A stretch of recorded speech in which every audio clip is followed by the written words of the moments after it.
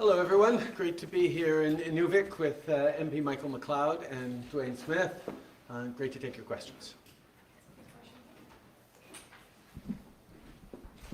Hello, Eric Bowling, Northern News Services, Inuvik.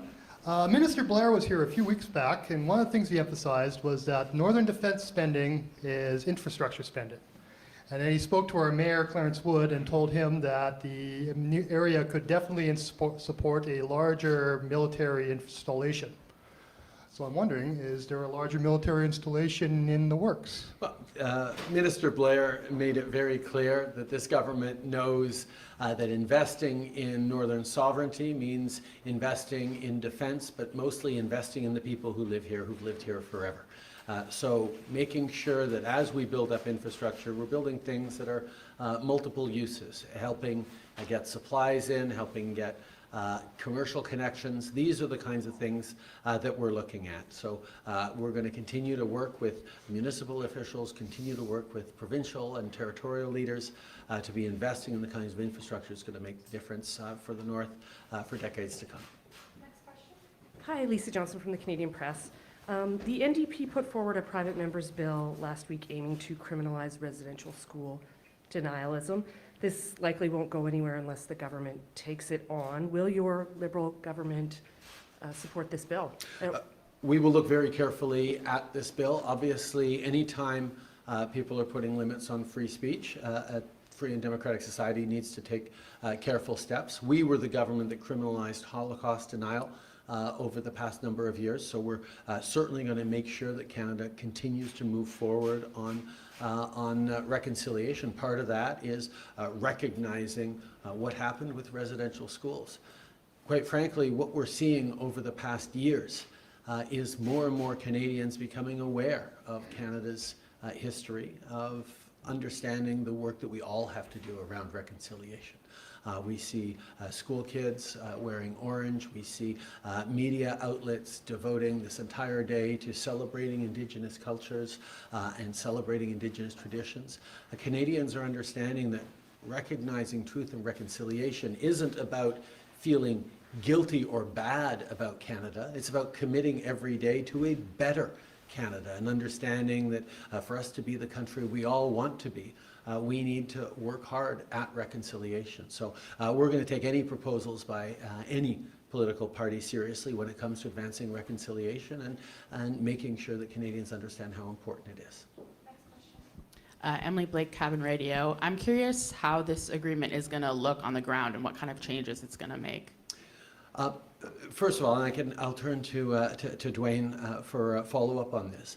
The focus that the Inuvik Regional Corporation took on this is really about prevention, understanding that the best thing for kids at risk is to make sure that they don't get at risk, and that means community support services, addiction services, housing investments, the kinds of things that are going to keep kids safe, and you never have to get to the point of removing them.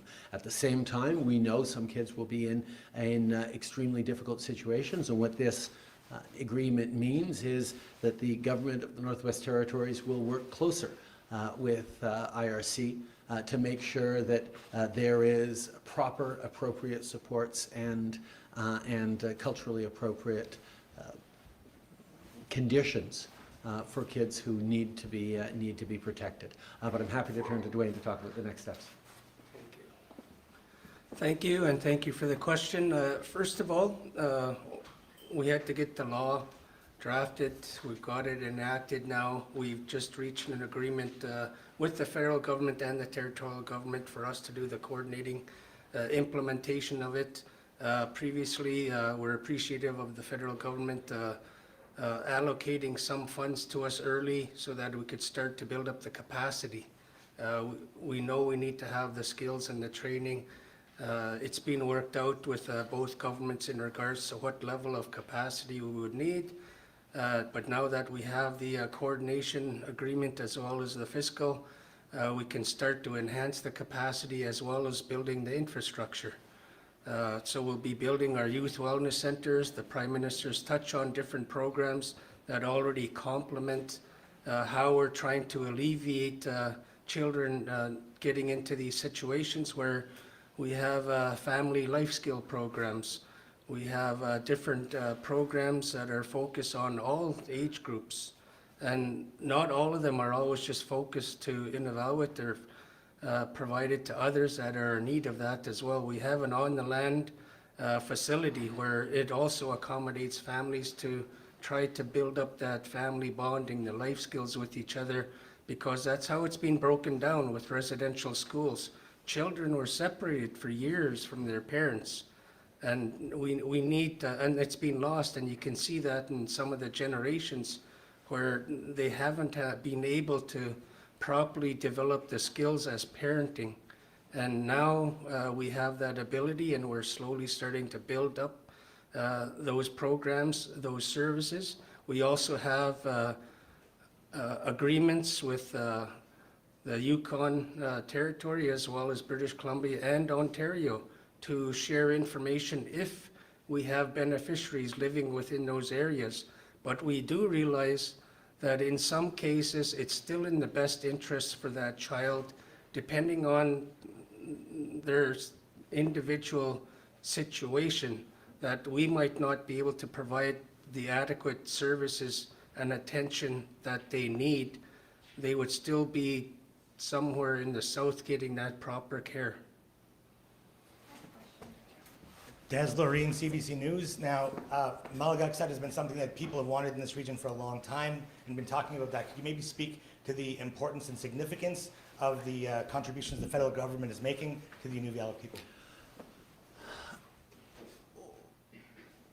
When we first got elected, we made a commitment to reconciliation, and that meant putting the desires and the vision of Indigenous peoples and Indigenous leadership right across the country forward. And what we heard from Inuvik, which we heard from communities right across the country, was the importance of protecting kids. We know that so much of the future goes through ensuring that young people have the opportunities, have the sense of identity, of self, of optimism, of pride that comes from language, traditional knowledge, learning from their elders about who they are and where they are going. That's why over the first years in our government, we worked closely with First Nations and Indigenous leaders and Inuit leaders right across the country to develop C-92, which was a bill focused on child and family services that would take kids out of the provincial and territorial systems and ensure that they could stay in their communities, stay in their culture, stay in their languages, even if they couldn't stay at home because they were at risk there. Not removing kids from their languages and cultures was a huge priority because to a certain extent it was a different version of the terrible mistake that Canada had made with residential schools, of removing kids from their language and their culture. So that's why moving forward on child and family services has been so important to us. We've now signed 11 agreements around child and family services.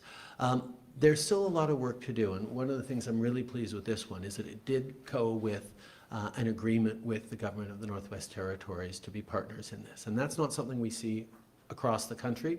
Indeed, there are provincial governments who are fighting the federal government's desire to give back control of kids at risk to communities and to Indigenous nations. That's something there's still work to do. So I'm hoping that this agreement is going to be able to be held up as part of the path forward, and it's something that we are deeply committed to as a government.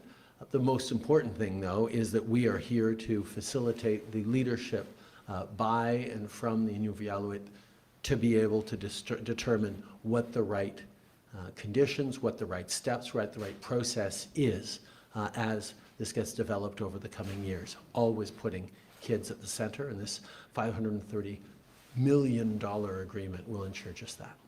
Next question. Freelance based in Inuvik. I'm just wondering if you have any updates from March on the 854,000 Inuvik burial sites project. If you have any updates, I'd love to hear. Want to speak to that? Can try to. Sorry, you were kind of low to me there. I apologize. Can you just repeat some of that? Sorry. I'm just looking for updates on the $854,000 agreement on the Inuvik burial sites project. Okay, That came out in March.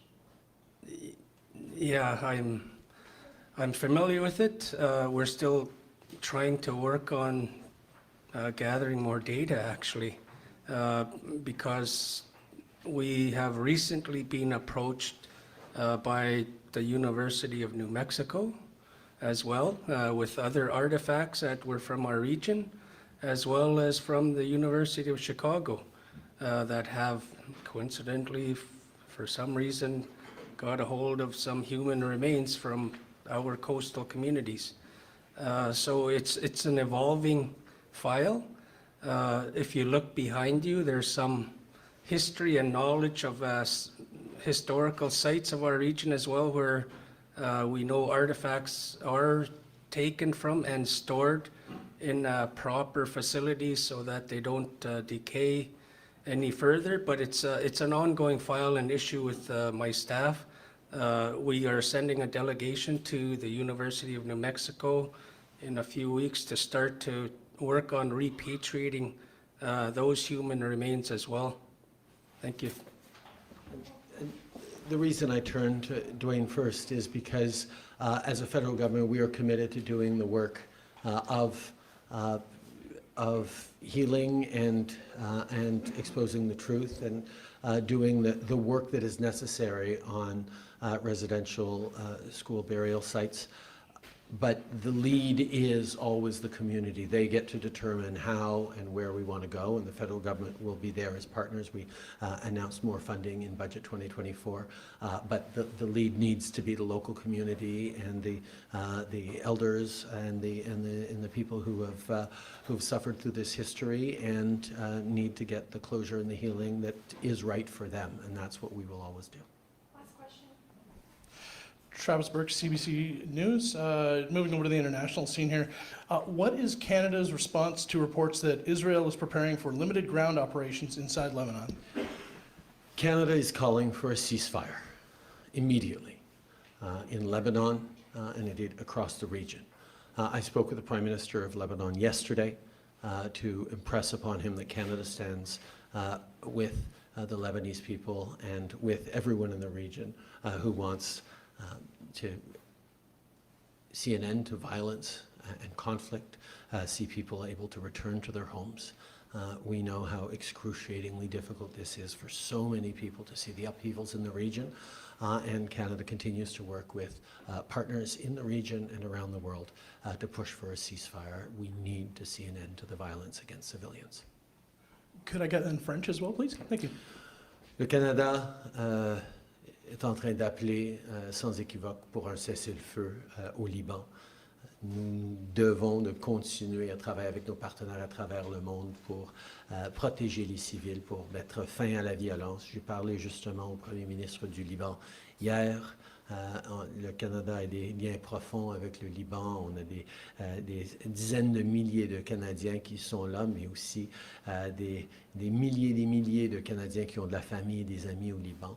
On est très préoccupés par ce qui se passe et on est en train d'appeler pour un cessez-le-feu et pour une fin à la violence dans la région. Merci tout le monde.